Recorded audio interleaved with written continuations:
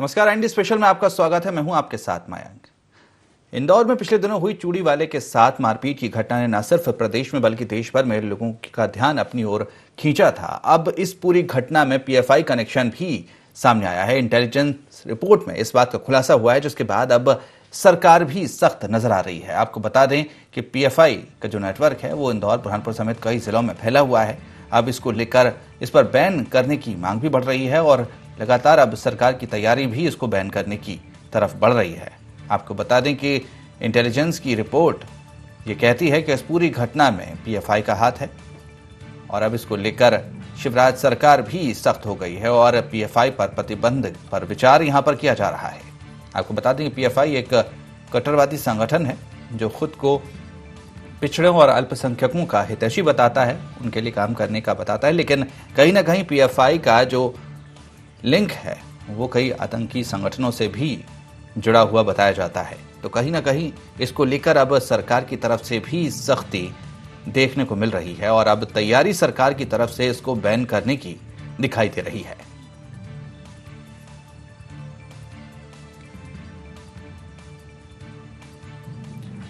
तो इस पूरे मामले पर मध्य प्रदेश के मुख्यमंत्री शिवराज सिंह चौहान और गृह एवं जेल मंत्री डॉक्टर नरोत्तम मिश्रा ने क्या कुछ कहा, चलिए आपको सुनवाते हैं।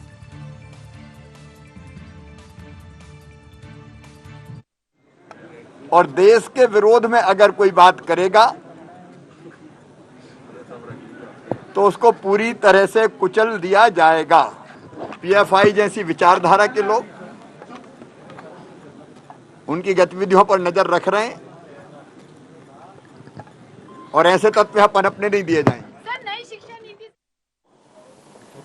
मध्य प्रदेश में कानून का राज है, यहाँ किसी को इस तरह से सर उठाने नहीं दिया जाएगा, न वैमनस्य फैलाने दिया जाएगा। हाँ, मुझसे मुस्लिम समाज का प्रतिनिधि मंडल के मिला था पीएफआई पर रोक लगाने के लिए। मैंने उनके आवेदन को विभाग के अंदर भेजा है राय लेने के लिए और जल्दी उसको संज्ञान में लेकर उस पर आगे हम बढ़ेंगे। तो जिस तरह से सरकार की तरफ से अब ये कहा जा रहा है कि अब विचार किया जा रहा है कि पीएफआई पर प्रतिबंध लगाया जाए। एक मुस्लिम संगठन भी गृह एवं जेल मंत्री डॉक्टर नरोत्तम मिश्रा के पास पहुंचा था और पीएफआई पर प्रतिबंध लगाने की मांग उसने की थी और अब इसको लेकर विचार किया जा रहा है। विभाग को ये प्रस्ताव भेज दिया गया है और चर्चा के बाद में इस पर कोई कदम उठाया जाएगा। तो कहीं ना कहीं जिस तरह से ये जो घटना सामने आई थी उसके बाद में कई विवाद भी इस पर देखने को मिले थे, बयानबाजी भी देखने को मिली थी, लेकिन अब जिस तरह से पीएफआई का कनेक्शन इस पूरे मामले पर सामने आ रहा है तो उसको लेकर अब सरकार भी सख्त नजर आ रही है। पीएफआई की अगर बात की जाए तो एक ऐसा संगठन है जो खुद को अल्पसंख्यक और बात की जाए पिछड़ों का हितैषी बताता है, उनके लिए काम करने का बताता है, लेकिन कहीं ना कहीं जिस तरह से इसके जो कनेक्शन है वो कई आतंकी संगठनों से भी जुड़े होने की बात सामने आई है।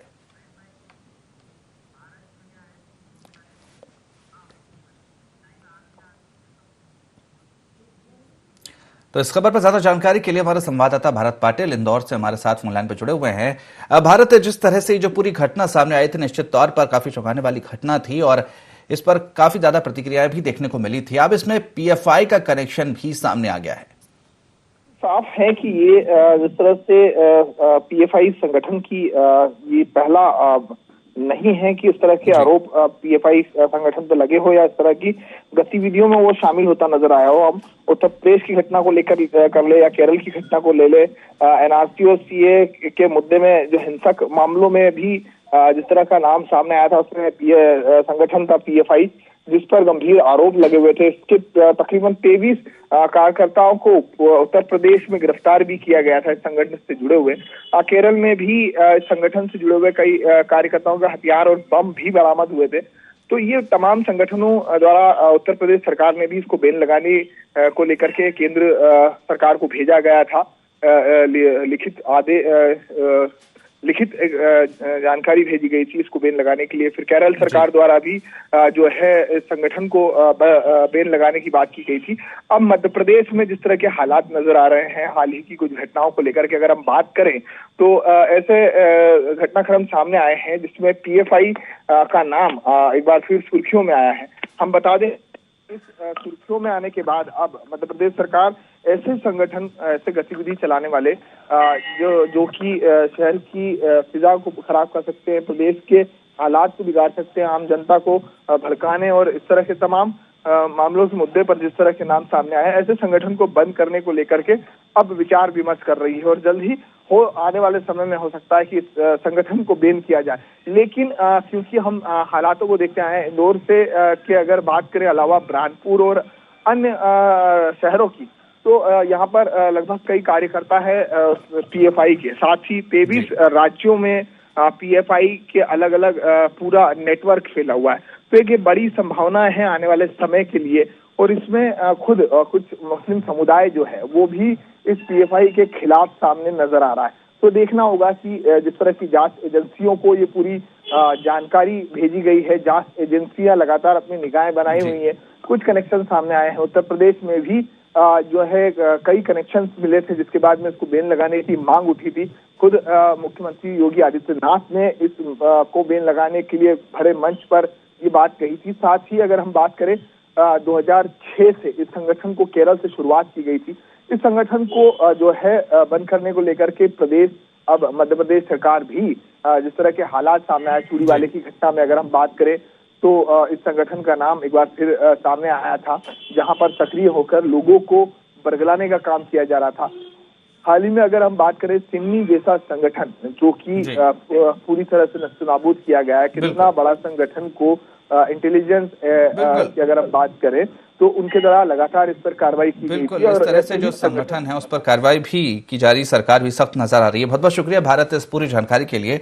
वही हमारे साथ में अब चर्चा के लिए रजनीश चक्रवाल जो प्रदेश मंत्री हैं मध्य प्रदेश बीजेपी के, वो जुड़ गए हैं। साथ ही जितेंद्र मिश्रा जो कांग्रेस के प्रवक्ता हैं वो भी जुड़ गए हैं, और वरिष्ठ पत्रकार गौरव चतुर्वेदी भी हमारे साथ चर्चा में जुड़ गए हैं। तो आप तीनों का बहुत बहुत स्वागत है IND 24 में। तो सबसे पहले रजनीश जी, जिस तरह से अब जो पीएफआई का कनेक्शन इस पूरे मामले पर सामने आया है, सरकार भी अब सख्त नजर आ रही है, उस पर प्रतिबंध की बात कही जा रही है, लेकिन काफी लंबे समय से इस तरह से जो पीएफआई संगठन है वो कार्य कर रहा है, और इस तरह से पहली घटना नहीं है जब इसका उससे लिंक जुड़ा हो। तो इस तरह की जो संगठन है वो इतने लंबे समय से कार्य कर रहे होते हैं, तो उस पर पहले क्यों कार्रवाई नहीं की जाती? रजनीश जी।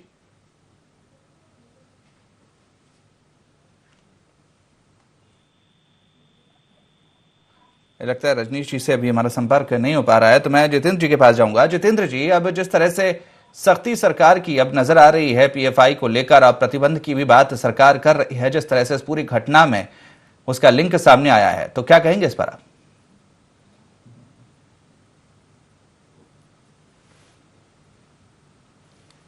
जितेंद्र जी, आप तक मेरी आवाज पहुंच रही है? बिल्कुल, आपको आ रही मेरी आवाज? जी जी जी बिल्कुल जितेंद्र जी। हाँ, मेरा ये कहना है कोई भी ऐसा संगठन जो प्रदेश में अराजकता फैलाने का प्रयास कर रहा हो, जो प्रदेश में अशांति फैलाने का प्रयास कर रहा हो, उस पर कार्यवाही किया जाना सरकार का धर्म बनता है जी।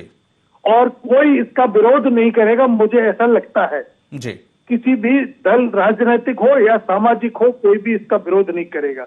लेकिन आज कानून व्यवस्था के लिए बहुत जरूरी है कि हम ऐसे संगठनों पर भी प्रतिबंध लगाएं और ऐसे संगठनों पर भी लगाएं जो सत्ता में बैठे हुए और निरंकुशता को हावी कर रहे हैं। ये आप देखिए, बहुत जरूरी है कि हमने तो सिमी जैसे आतंकी संगठन पर की थी, आपने देखा था हमारी सरकार ने सिमी को प्रतिबंधित करने का क्योंकि हम नहीं चाहते कि मध्य प्रदेश शांति का टापू है, वहां पर ऐसी घटनाओं को अंजाम दिया जा सके। इसके अलावा आपने देखा कि जब अभी हमें सरकार बनाने का मौका मिला तो भूमाफियाओं पर भी कार्रवाई की। भूमाफियाओं पर कार्रवाई करने से ये भारतीय जनता पार्टी तकलीफ में आ गई थी। अब उसमें हमारा क्या कसूर? जिस भूमाफिया कार्यकर्ता निकल के आता था, हमने शुद्ध के लिए युद्ध चलाया तो ये सरकार गिराने की तैयारी कर गए। उन्हीं माफियाओं से पैसा लेकर के इन्होंने सरकार गिराई, क्योंकि युद्ध भी बहुत बड़ा एक रैकेट था मध्य प्रदेश में, जिसको की तोड़ने का साहस कांग्रेस की सरकार ने किया था। आज मैं पूछना चाहता हूं आपके माध्यम से कि निश्चित तौर पर ऐसे संगठनों पर लगाइए प्रतिबंध, लेकिन उसका क्या जो आदिवासी को खेत के और घसीट के मारा गया, ये कौन सा दल है, ये कौन सा संगठन है? इस पर भी तो कार्रवाई होना चाहिए। मैं देख रहा था डिंडोरी के जिला कार्यालय मंत्री भोपाल में बलात्कार के केस में फंसे हुए। तो मेरा ये कहना है कि आप अपने राजनीतिक दल, आप अपनी पार्टी पर भी तो निगाह डालिए कि लगातार आदिवासी हो, दलित हो, कोई भी हो, उसके ऊपर अत्याचार हो रहा है। एक तरफ जी ठीक है, इस पर प्रतिक्रिया ले लेते हैं रजनीश अग्रवाल जी की। रजनीश जी, अब प्रतिबंध की बात सरकार कर रही है, पीएफआई पर इसको लेकर सख्ती भी सरकार की तरफ से नजर आ रही है, लेकिन जितेंद्र जी जिस तरह से सवाल उठा रहे हैं कि ठीक है, कोई विरोध नहीं कर रहा कि आप पीएफआई पर प्रतिबंध की बात कर रहे हैं, लेकिन कई ऐसी चीजें हैं जिन पर प्रतिबंध वो भी लगना जरूरी है।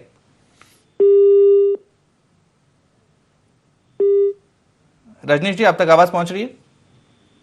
आपकी आवाज मिल रही है? आपको मेरी आवाज मिल रही है? जी बिल्कुल रजनीश जी। मैंने कहा षड्यंत्रकारी कांग्रेस ये वही कांग्रेस है कि अटल बिहारी वाजपेयी जी की सरकार ने सिमी पर प्रतिबंध लगाया, दिग्विजय सिंह जी ने इनकार कर दिया और कहा बजरंग दल पर लगाएंगे तो सिमी पर भी लगाएंगे, नहीं तो नहीं लगाएंगे। लेकिन कानून के फेर में, कोर्ट के दबाव में मध्य प्रदेश में भी वो संभव हो पाया, क्योंकि ये तो ओसामा जी वाली संस्कृति के लोग हैं, सोच के लोग हैं, जो स्वामी विवेकानंद आज 11 सितंबर है उसकी सोच के साथ में नहीं खड़े हैं। ये वही लोग हैं जो आदिवासी के झगड़ा आदिवासी से होता है, लेकिन आदिवासी और नॉन आदिवासी की लड़ाई खड़ा करना चाहते हैं। ये वही लोग हैं। एक आदिवासी ने दूसरे आदिवासी को मारा, तीसरे ने एफआईआर लिखी, चौथे ने जांच की, वो भी आदिवासी। लेकिन ये आदिवासी और गैर आदिवासी का झगड़ा लगाने वाले लोग, ये विध्वंसकारी लोग, ये अराजकता फैला, ये उपद्रव में उम्मीद पाल के बैठे हैं, ये अराजकता में आनंद महसूस करते हैं। ये वही लोग हैं जो लगातार तुष्टीकरण की राजनीति करने का काम करते हैं। हम ये सोच चलने नहीं देंगे। जल्दबाजी में कोई भी काम सरकार नहीं करेगी, पूरे तथ्यों के आधार पर, पूरे साक्ष्यों के आधार पर करेगी, ताकि ऐसा ना हो कि कोई संगठन चले और कोर्ट से फ्री हो जाए। इसकी वो मौका हम नहीं देंगे किसी को, क्योंकि ये चालें, ये षड्यंत्र कांग्रेस और उनके संगी साथी लगातार इस देश में करते रहे। ये सिमी की सोच, ये ओसामा जी की सोच, ये आतंकवादियों को संरक्षण देने वाली सोच, ये तालिबानी को सेवा और मानवता वाला संगठन बताने वाली सोच, ये ऐसे संगठनों से तालिबान की तुलना करते हैं जो संगठन इस देश में लगातार पल रहे हैं, बढ़ रहे हैं, लोगों की सेवा कर रहे हैं, मानवता और लोकतंत्र के हित में काम कर रहे हैं। ये ऐसे संगठनों से तुलना करके तालिबान को जस्टिफाई करने का काम करते हैं। ये कांग्रेस की घटिया सोच, ये षड्यंत्रकारी सोच अब इस देश की धरती पर कामयाब नहीं हो सकती। जी बिल्कुल रजनीश जी, लेकिन आजकल जिस तरह से देखा जाता है कि चाहे धार्मिक आधार पर हो, चाहे जातीय आधार पर हो, कई ऐसे संगठन हैं, कई ऐसे लोग हैं जो वैमनस्य फैलाने की कोशिश करते हैं, और जो शांति का वातावरण देश या प्रदेश में बन रहा है उस पर कहीं ना कहीं कुठाराघात किया जाता है, और कहीं ना कहीं जो शांति है वो भंग होती नजर आती है। चाहे आप इंदौर वाली घटना ले लें या इससे पहले भी कई ऐसी घटनाएं हैं वो लगातार सामने आती हैं। बिल्कुल षड्यंत्र रच कौन रहा है? ये कह रहे हैं घसीटने वाला, मारने वाला कौन? खरगोन की घटना पर ये षड्यंत्र करने का काम कर रहे हैं। आप देखिए, दो आदिवासियों के बीच में झगड़ा होता है, एफआईआर लिखने वाला भी जो वहां पुलिस का कर्मचारी है वो भी आदिवासी, एसटीओपी भी आदिवासी, और ये आदिवासी और गैर आदिवासी की झगड़ा कराना शुरू कर देते हैं। ये कांग्रेस की घटिया सोच तो देखो, षड्यंत्रकारी सोच तो देखो। एक वीडियो बनवाते हैं, उसी को वायरल करवाते हैं, उपद्रव फैलाने का प्रयास करते हैं, माहौल बिगाड़ने की कोशिश करते हैं, लोगों में झगड़ा लगाने की कोशिश करते हैं। यही सोच है कांग्रेस की इन दिनों। मैंने कहा ये उपद्रव में उम्मीद पाल के बैठे हैं, लेकिन ऐसा हो नहीं पाएगा। ये एक्सपोज हो चुके हैं। ये षड्यंत्रकारी कांग्रेस है जो लगातार जो हरकतें कर रही है, लेकिन ये अब कामयाब नहीं होने वाली। बिल्कुल। चलिए, इससे पहले कि मैं गौरव जी के पास जाऊं, इस पर जितेंद्र मिश्रा जी की प्रतिक्रिया ले लूं। जितेंद्र जी, जिस तरह से रजनीश जी सीधे तौर पर कांग्रेस पर आरोप लगा रहे हैं कि जिस तरह की जो घटनाएं होती हैं उन पर राजनीति कांग्रेस करती है, उसको कहीं ना कहीं जातीय रंग या फिर धार्मिक रंग देने की कोशिश करती है, और उसका फायदा उठाने की हमेशा कांग्रेस की कोशिश रहती है। देखिए, अगर इतनी सारी घटनाओं के बाद भी रजनीश जी का जमीर नहीं कांपता तो मुझे कुछ भी नहीं कहना है। कह रहे आदिवासी की लड़ाई, आदिवासी फरियादी, आदिवासी आरोपी, आदिवासी टीआई, आदिवासी एसडीओपी, इन्हें बताइए महेंद्र गुर्जर है जिसने ये काम किया है, जिसको आपके पुलिस ने गिरफ्तार किया है। 3 दिन बाद अभी कई आरोपी बाहर घूम रहे हैं। सवाल इस बात का नहीं है, एक घटना हो तो उसकी बात की जाए। क्यों लगातार दलितों पर अत्याचार हो रहे, क्यों लगातार आदिवासियों पर अत्याचार हो रहे, मेरी समझ में नहीं आया। भारतीय जनता पार्टी के कार्यालय मंत्री का आज पेपर में पढ़ रहा हूँ, डिंडोरी के मंत्री, कार्यालय मंत्री मनीष नायक, भोपाल के होटल में सामूहिक बलात्कार। आज मैं पढ़ रहा हूँ, भोपाल में 12वीं के छात्र की गला काटकर हत्या। ये क्या हो रहा है? ये शांति का टापू? ये वादा किया था आपने प्रदेश को बनाने का। आज महिलाओं पर हो रहे अत्याचार सबसे अधिक मध्य प्रदेश में। रजनीश जी को जवान नहीं कांपती अपनी सरकार को डिफेंड करते हुए। ठीक। अरे अंतरात्मा की आवाज से रजनीश जी बात करेंगे तो समझ जाएंगे कि निश्चित तौर पर मैं कहीं ना कहीं सरकार को बचाने का प्रयास कर रहा हूं, लेकिन ठीक है। हम भी सरकार में रहे। इन घटनाओं की आलोचना सरकार में बैठ के हमने की है। कम से कम रजनीश जी आज तो साथ दीजिए, इस प्रदेश की जनता परेशान ठीक है, है। अपराधी मध्य ठीक है। प्रदेश में ठीक है, कान जितेंद्र। उठाकर घूम रहे हैं। इन ठीक है। सब के लिए क्या सोचा जाए? ठीक है, मैं गौरव जी के पास जाऊंगा, अब उनकी भी प्रतिक्रिया इस पूरे मामले पर ले ली जाए। गौरव जी, अब जिस तरह से अब पीएफआई पर प्रतिबंध की बात सामने आ रही है, तो निश्चित तौर पर वहीं दूसरी जगह हम बात करें, जो पिछले कुछ समय से अगर बात की जाए खास तौर पर, तो जो एक वैमनस्य फैलाने की कोशिश लगातार देश प्रदेश में हो रही है, आज जातीय आधार पर हो या धार्मिक आधार पर हो, इस तरह की घटनाएं काफी ज्यादा हैं और कई संगठन और कई लोग इसमें काफी सक्रिय हैं और राजनीतिक दल भी इसमें पीछे नहीं है। गौरव कोई जी। भी व्यक्ति, कोई भी धार्मिक संगठन, कोई भी राजनीतिक संगठन जी। अगर समाज के विपरीत जाकर काम करता है, अपराध करता है, कानून तोड़ने का काम करता है, तो उसके ऊपर कार्रवाई करना सरकार का प्रथम कर्तव्य है। जी। और आपने एक बहुत ही अच्छा सवाल डिबेट की शुरुआत में उठाया था जी।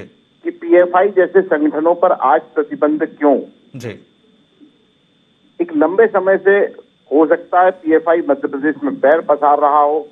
आखिर उत्तर प्रदेश में पीएफआई पर प्रतिबंध लगाए जाने की के बाद मध्य प्रदेश में पीएफआई पर प्रतिबंध क्यों लगाने की बात की जा रही है? जी। क्यों उसे इंदौर की घटना से जोड़ा जा रहा है? क्यों उसे अन्य जगह की घटना से जोड़ा जा रहा है? क्यों नहीं उन संगठनों के ऊपर भी कार्रवाई होती जो भीड़ की आड़ में अपने राजनीतिक मंसूबे पूरे करते हैं? वो चाहे भारतीय जनता पार्टी से जुड़ा हुआ कोई दल हो, वो चाहे कांग्रेस से जुड़ा हुआ कोई दल हो, वो चाहे हिंदू से जुड़ा हुआ कोई दल हो, वो चाहे किसी मुस्लिम समुदाय से जुड़ा हुआ दल हो। आखिर क्यों नहीं ईमानदारी पूर्वक कार्रवाई की जाती है? सबसे बड़ा सवाल है। रजनीश जी और जितेंद्र मिश्रा जी दोनों एक दूसरे को कोसते रहेंगे, एक दूसरे को षड्यंत्रकारी बताते रहेंगे, एक दूसरे को घटिया बताते रहेंगे, लेकिन सबसे बड़ा सवाल है पीएफआई ने मध्य प्रदेश में पैर कब पसारे? क्या इंदौर की जो चूड़ी वाली घटना हुई है, क्या उसमें संलिप्तता के पूरे प्रमाण मिले हैं? आखिर क्यों कांग्रेस के एक प्रवक्ता को उसमें जिला बदर का नोटिस थमाया गया है? इन सारी चीजों की निष्पक्ष जांच होना चाहिए। प्रतिबंध लगाया जा रहा है, उचित कदम है, मैं इसे अनुचित कदम नहीं मान रहा हूँ। कोई भी व्यक्ति हो, कोई भी संगठन हो, उसके ऊपर ईमानदारी पूर्वक कार्रवाई हो, लेकिन राजनीतिक मंसूबे साधने के लिहाज से अगर कोई कार्रवाई होगी तो वो निहायत ही गलत होगी। और मैं आपको एक बात और बता दूं, मध्य प्रदेश की ये वो सरकार, ये सवाल इसलिए खड़ा कर रहा हूं कि मध्य प्रदेश की ये वो सरकार है जिसने किसानों की आत्महत्या को लेकर के विधानसभा में ये प्रमाण दिए हैं कि फलाना व्यक्ति शराब पीकर मरा था, फलाना किसान अवैध संबंधों के कारण मरा था, फलाना किसान इस कारणों से फांसी लगा गया। तो अगर घटना जो है उस घटना के तथ्य को सामने रखकर सरकार बात करे तो सरकार की ईमानदारी पर हमें कोई शक नहीं होगा। लेकिन अगर सरकार राजनीतिक मंसूबे साधने के लिहाज से कोई कदम उठा रही है तो ये पूर्ण रूप से अनुचित होगा। जी बिल्कुल बिल्कुल। चलिए गौरव जी, आपका बहुत बहुत धन्यवाद हमारे साथ जुड़ने के लिए, बात करने के लिए। लेकिन इस पर मैं रजनीश जी की भी प्रतिक्रिया लूंगा। रजनीश जी, जिस तरह से मेरा पहले भी ये सवाल था कि कहीं ना कहीं अब पीएफआई पर प्रतिबंध की बात सामने आ रही है, लेकिन बहुत सालों से ये संगठन सक्रिय है। अब एक जगह प्रतिबंध की बात सामने आती है, फिर बाद में मध्य प्रदेश में भी प्रतिबंध की बात कही जाती है, लेकिन ऐसी कोई पहली घटना नहीं है जिसमें पीएफआई की संलिप्तता पाई जा रही हो। तो क्या इस तरह के संगठन जब शुरुआती दौर में रहते हैं और किसी एक दो घटना में उनका संलिप्तता पाई जाती, उस समय इन पर अगर प्रतिबंध किया जाए तो ज्यादा बेहतर नहीं रहेगा? बशर्ते इसका इंतजार किया जाए कि और ज्यादा घटनाओं में इनकी संलिप्तता मिले, उसके बाद में इन पर प्रतिबंध लगाया जाए। देखिए, पहली बात तो ये जो जितेंद्र जी बात कर रहे थे नेमावर की घटना में आरोपी कांग्रेस के डीएनए का, नियमित का जो घटना है उसमें षड्यंत्र कांग्रेस का, जो झाबुआ की घटना है जिसमें एक विधायक के भतीजों पर आरोप मृतकों के पिता ने हत्या का लगाया है, जिसको मीडिया ने सरेआम छापा है कांग्रेस का, जो झाबुआ में जो जिस महिला ने गाली गलौज टोल नाका पर की और मरने का काम हुआ भाजपा पर, वो कृत्य कांग्रेस का, कांग्रेस की पार्षद और कांग्रेस के ही रिश्तेदार नातेदार, ये एक एक सिलसिलेवार में घटना कहूंगा कि ये कांग्रेस के षड्यंत्रकारी कांग्रेस कृत्य करने में लगी है। और पीएफआई का जहां तक मामला, मैंने पहले भी कहा, जल्दबाजी में सरकार को कदम नहीं उठाना चाहिए। ऐसे संगठन ताप में होते हैं, पूरी षड्यंत्र रखते हैं और जल्दबाजी में पर प्रतिबंध लगाकर बाद में कोर्ट से रिलैक्सेशन ले लेते हैं, बच जाते हैं। इसलिए पूरे तथ्यों साक्ष्यों के साथ में प्रतिबंध लगाना चाहिए ताकि ये जुर्रत ना कर सकें कोर्ट से किसी प्रकार का रिलैक्सेशन लेने का, राहत लेने का। इसलिए हमारी नजर पूरी है। घटना किसी को इस प्रकार के अंजाम, केवल नारे लगाने, पाकिस्तान जिंदाबाद नारे लगाने का काम अगर करते हैं या किसी प्रकार का लेन देन करने का, वीडियो वायरल करने का, किसी प्रकार का उपद्रव फैलाने का सरकार की नजर है, लेकिन हम उनको कामयाब उपद्रव फैलाने में नहीं होने देंगे। और कांग्रेस को तो हम कतई कामयाब नहीं होने देंगे राजनीतिक गंदा खेल खेलने में। जो षड्यंत्रकारी कांग्रेस को तो हम एक्सपोज कर ही रहे हैं। जी जितेंद्र जी, क्या कहेंगे इस पर आप? देखिए, वहां बोलने से आप ये बताइए, जो भारतीय जनता पार्टी का जुड़ा हुआ कार्यकर्ता है वो किसी जमाने में कांग्रेस का रहा, तो आपने कहा कांग्रेस का डीएनए। जो लोग भारतीय जनता पार्टी में निश्चित तौर पर कांग्रेस से गए लोग हैं। बहुत सारे आपके जो भीड़ है वो कांग्रेस की भीड़ है। आपके बड़े नेताओं का भी आप देखेंगे तो कांग्रेस से आए हुए लोग हैं।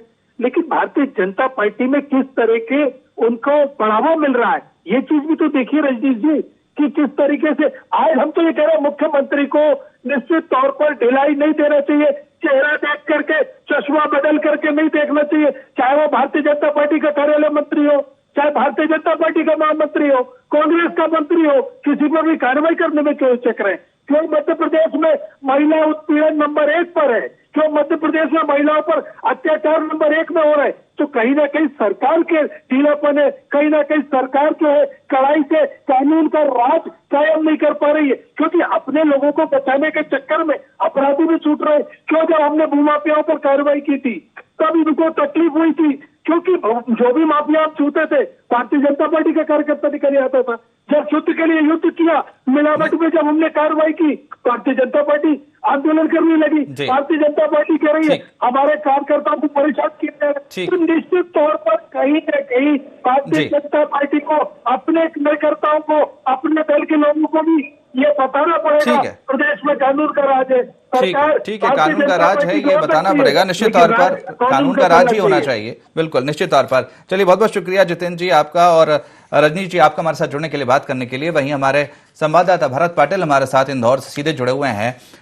भारत, अब जिस तरह से अब पीएफआई पर नजर बनाकर रखी हुई है सरकार ने, तमाम तरह की जांच उस पर की जा रही है, प्रतिबंध की बात भी कही जा रही है, तो किस तरह से अभी पूरी कार्रवाई की रूपरेखा तैयार की जा रही है? हालांकि प्रतिबंध की बात जिस तरह से उत्तर प्रदेश में भी सुनने को मिली थी, अब मध्य प्रदेश में भी ये बात सामने आई है, जिस तरह से संलिप्तता इस पूरी घटना में सामने आई, लेकिन अब किस तरह की कार्य योजना रहेगी प्रतिबंध लगाने को लेकर? देखिए, पॉपुलर ऑफ इंडिया एक ऐसी संगठन जिसके इंटेलिजेंस, इसके पहले भी जो है कई जांच एजेंसियों ने अलग अलग राज्यों में इसकी इनपुट रिपोर्ट जो है सबमिट की गई है। हमने देखा कि किस तरह से केरल में आखिर बैन है, झारखंड में बैन है, यूपी सरकार खुद इस बैन को लगाने के लिए पत्र लिख चुकी थी, और जो सीए एनआरसी को लेकर के जिस तरह के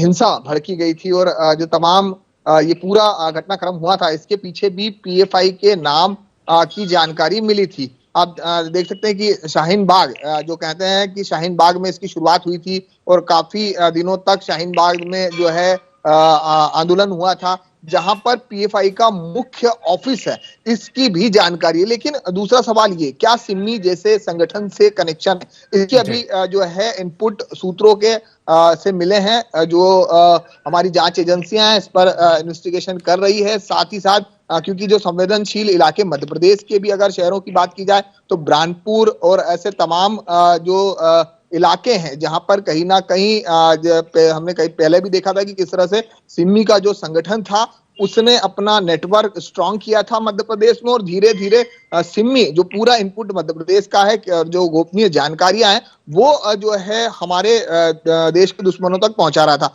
उसी संगठन से सूत्र बताते हैं कि कहीं ना कहीं पीएफआई का भी कनेक्शन हो सकता है।